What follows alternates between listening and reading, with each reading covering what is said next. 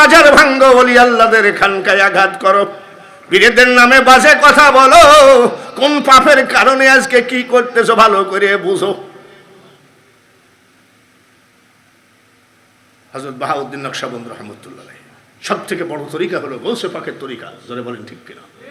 আমাদের আর অন্য কিছু ঘাটার প্রয়োজন নাই। বাহাউদ্দিন নকশবন্দ রহমতুল্লাহ ওই জামানার জ্ঞানী এবং বড় ধরনের আল্লাহর ওলি। এক বাবাজি একেবারে রোডের ধারে হাই রোডে একটা হোটেল করেছে। হোটেলের বাবুর্চি সামান্য বেতন পায়, হোটেলের ওই যা মালিক দেয় তাই খায়। পরোটা বানাই, খিচুড়ি বানাই, বিরিয়ানি বানাই, সব মালিক পকেটে করে নিয়ে চলে যায়। আর বাবুর্চি যা অল্প কিছু খাইয়ে ওইখানে বসে আল্লাহ আল্লাহ করে, কিন্তু বাবুর্চির এক ওয়াক্ত নামাজ কাজা নাই। সুবহানাল্লাহ। শুধু 5 ওয়াক্ত না, ইশরাক, আওয়াবিন, চাষ, তাহাজ্জুদ কোনোটাই কাজা নাই। অলির দরকার আছে কি নাই? আমরা অলি চাই কি চাই না? কারা কারা অলির পন্থী, অলি চান আপনারা হাত তোলেন তো। যাই হোক, এর ভিতরে আজকে ওহাবি নাই, তবে একটা হাত অর্ধেক উঠেছিল। তবে এর ভিতরে ওই সব নাই। ওরা দেখবেন সিসি ক্যামেরার মতো এখানে ওখানে তাকায় দেখে যে আমাদের বিরুদ্ধে কিছু বলে না। আমি তো উল্টা পাল্টা করে বলি। আপনাদের দেশে একটা বয়ানি কি আবুল কি নাম জানা, আমি চিটাগাঙ্গের ভাষা বুঝি, তা আমি ওনার ওয়াজটা শুনি। আমার স্ত্রী বলে, আচ্ছা তুমি কি বুঝো? আমি চিটাগাঙ্গে 47 বছর আসা যাওয়া করছি, আমি কিছু বুঝি না নাকি? একেবারে ওপেন ছাড়ে, ঠিক কিনা?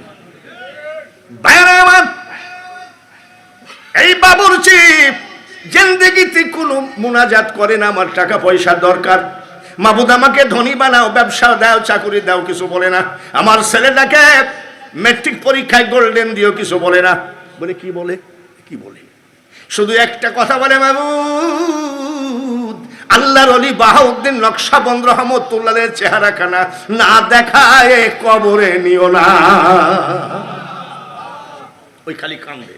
ওনার অন্য কোনো মোনাজাত নাই। আমরা যেমন মোনাজাত করি, ছোট বড় ছেলেটা বিদেশ যাওয়ার ধান্দা করতেছে, তুমি একটু দিও, মেয়েটার একটা ভালো স্বামীর ব্যবস্থা করে দিও। কিন্তু ওই বাবুর্চি শুধু একটাই দোয়া করে, আল্লাহর অলির চেহারাটা যেন দেখতে পাই। সুবহানাল্লাহ।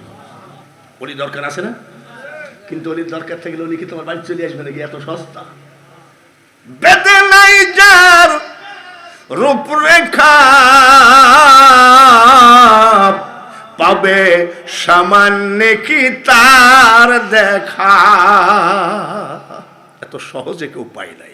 গৌসুল আজম বাবাল্লাই, হযরত কিবলা বা যত আউলিয়া আছে, সহজে কেউ পায় নাই।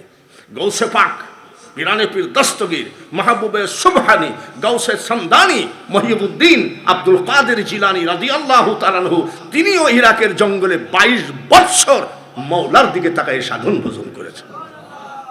ওটা তাদের ব্যাপার। কিন্তু গৌসে পাক অত সাধন ভোজন করার প্রয়োজন আছে বলে আমার মনে হয় না। তারপরেও কাকে কিভাবে তৈরি করছে, আউলিয়াদের ইতিহাস পড়বেন। বাবুর্চি কানতে কানতে 12 বছর। কত বছর? কত বছর? আমাদের দেশে দেখি